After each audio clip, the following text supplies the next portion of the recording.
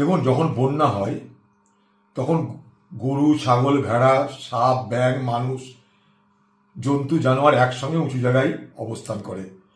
গাছের ডালে, কোনো উঁচু জায়গা পেলে সেখানটায় একসঙ্গে অবস্থান করে, বাড়ির ছাদে। সেখানে কেউ কারোর সঙ্গে দুশ্মনী করে না, শত্রুতা করে না, কারণ তখন বন্যার হাত থেকে বাঁচতে হবে। ঠিক সেভাবে আমিও মনে করি কেউ আমার পার্টি না করতে পারে, কারোর সঙ্গে আমার আদর্শগত বিরোধ অবশ্যই থাকতে পারে, কিন্তু একটা কথা আমি মনে করি, যখন সব মানুষ বিপদে পড়েছে তখন সকলে সেই বিপদে সাহায্য করা উচিত। এবার কেউ সাহায্য করতে যাওয়া মানে এটা নয় যে তার সঙ্গে আমাকে শত্রুতা করতে হবে, তার মাথা ফাটিয়ে দিতে হবে। তুমিও সাহায্য করো, সেও সাহায্য করুক, তাতে আপত্তির কি আছে?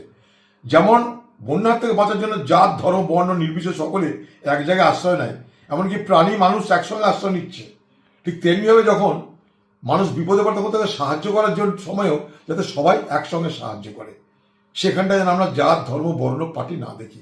এটাই আমাদের দায়িত্ব হওয়া উচিত এই সময়। সারা